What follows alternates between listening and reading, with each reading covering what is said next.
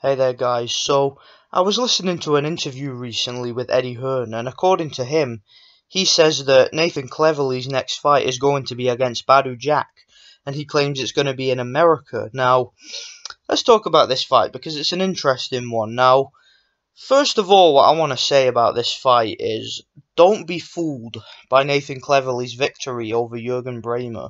For those of you who didn't see that fight, it will perhaps go down as one of the biggest flukes and one of the biggest mysteries in the history of the sport. I mean, how that victory came about, it was nothing Cleverley did. Okay, there was nothing from Nathan Cleverley's performance that you can really take into this fight. What happened in that fight was Cleverley was being outboxed, he was being countered, he was losing on all the scorecards. You know, he seemed on his way to a wide decision defeat. However, after the sixth round, Jurgen Bremer just never came out his corner. He just gave up, and he was claiming he had an arm injury. Everybody watching the fight live was confused. The commentators were confused. I think the crowd were, just stunned by the whole thing. They didn't understand what was going on, and it was one of the weirdest situations you will ever see in a boxing ring. I mean, I would put it up there with the Charles Martin Vyacheslav Glasgow fight, where that was a fight that really nothing happened, and then one guy just blew out his knee, and it was just a complete fluke. We never really got to see the fight reach its natural conclusion, and that was the same way I felt with the Jurgen Bremer Nathan Cleverley fight. It was just a fight that it was just weird. It was just a weird fight. It was a strange one. I really don't rate Nathan Cleverley. I've never rated him that highly as a fighter. I've actually I've picked against Nathan Cleverley in quite a few fights. Actually, I remember the first fight with Tony Bellew.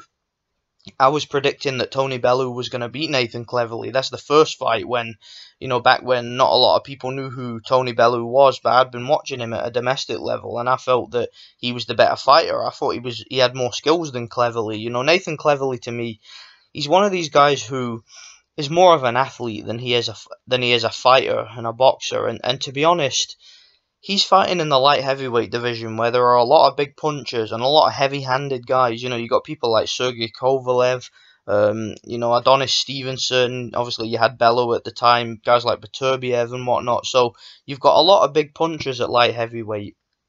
And Nathan Cleverley doesn't really have any power. I mean, the guy hits like a fucking welterweight. So obviously, when you lack that amount of power, you're at a big disadvantage. But it's not only about power; it's also about his style. Now, Nathan Cleverley, for those of you who don't know, he was trained by his father, who was a very, very close friend of Joe Calzaghe and Joe Calzaghe's father.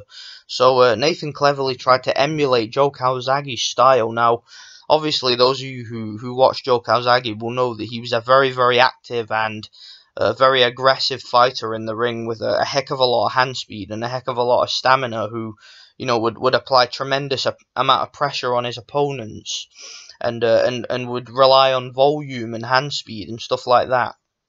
But the thing with Calzaghe is Calzaghe had exceptional hand speed for a super middleweight. He was a southpaw. He had very good balance. He had a good chin. He had freakishly good stamina. And early on in Calzaghe's career, he was a puncher too before he damaged his power hand. So he had the certain natural advantages that you would need to fight like that. Whereas Nathan Cleverley, he doesn't have those natural advantages. Nathan Cleverley doesn't have any power at all for a light heavyweight.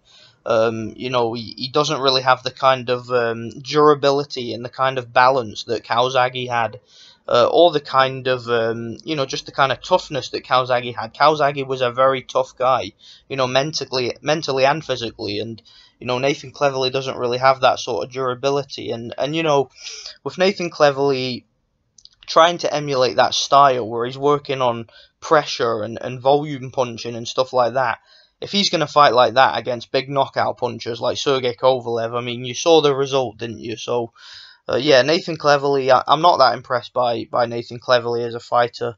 The fight against Jurgen Bremer, in my opinion, was just a complete fluke. I mean, if Jurgen Bremer was healthy, if he was, in shape, because let's not forget too, Jurgen Bremer was in the process of training Tyrone Zoig, because You know, he's more dedicated to training now than he is to fighting. You know, he's a trainer for Tyron Zoig. So I don't really think Jurgen Bremer was healthy for the fight. I don't think he was prepared. I think he took the fight lightly, and you know, I just wouldn't really take anything from that. Now, let's talk about Badou Jack. Completely different with Badou Jack. I'm actually very impressed with Badou Jack from what I've seen in his most recent fights. Now, he suffered a terrible defeat a few years ago to a journeyman called Derek Edwards. He was knocked out in the first round quite embarrassingly. However, he went back to the drawing board, he retooled his game, got back to the fundamentals, and he improved a heck of a lot since that fight.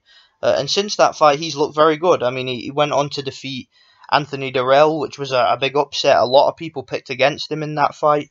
That actually took me by surprise too. I thought Anthony Dirrell was going to destroy Badou Jack, and he proved me wrong.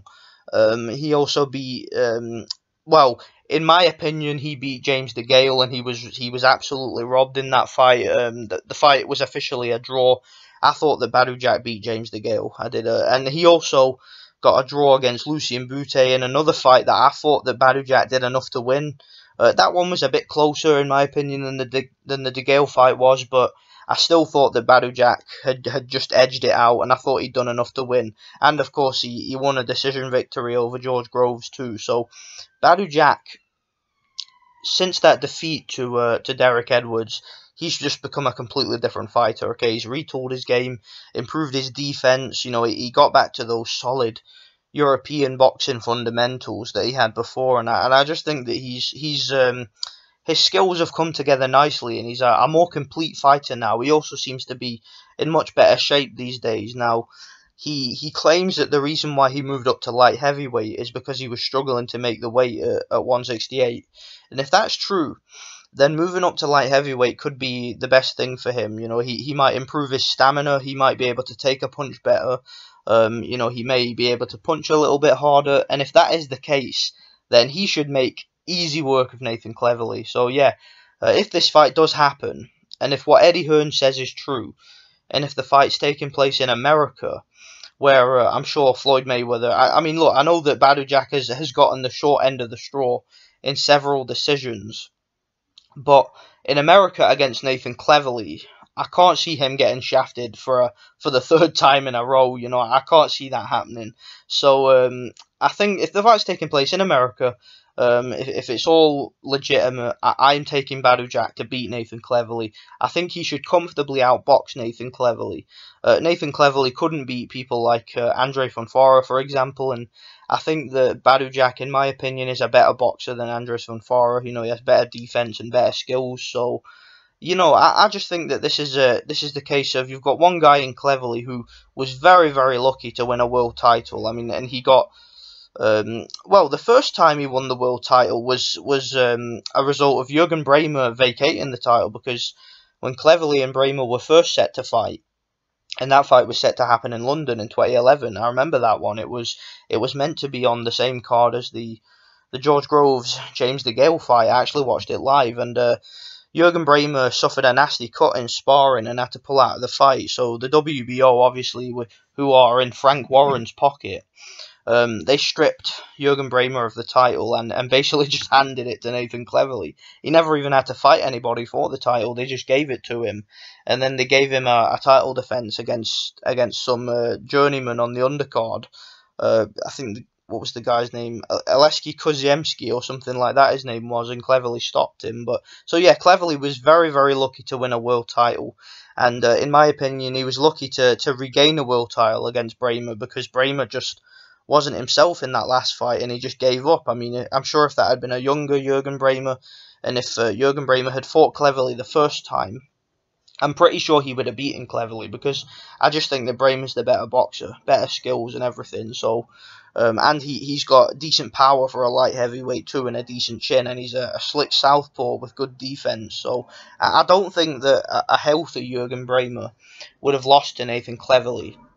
And also, when you take into consideration that Cleverly had moved up to cruiserweight and moved back down because of a lack of power that he showed up there, and losing to Tony Bellew, I just think that at this stage of his career, you know, he's not going to be as ambitious as he was earlier in his career. So I'm taking Badou Jack to win the fight if it does happen. I just think Badou Jack's the better fighter overall. I really do. And like I said, I thought Badou Jack beat James DeGale. I thought he beat Lucien Boutte, and he beat George Groves too. So yeah, I think Badou Jack's a very good fighter and a very interesting addition to the light heavyweight division. And I'm sure picking up that WBA regular belt, you know, it'll kind of get him into the mix at light heavyweight. You know, we'll be talking about him facing off against people like Adonis Stevenson and Ward, for example. So, yeah, let me know what you guys think anyway. What do you think about this fight? Do you think it's a good fight? Will the fight even happen? You know, is Eddie Hearn just talking bollocks? Who knows? Let me know what you guys think anyway, but thanks for watching.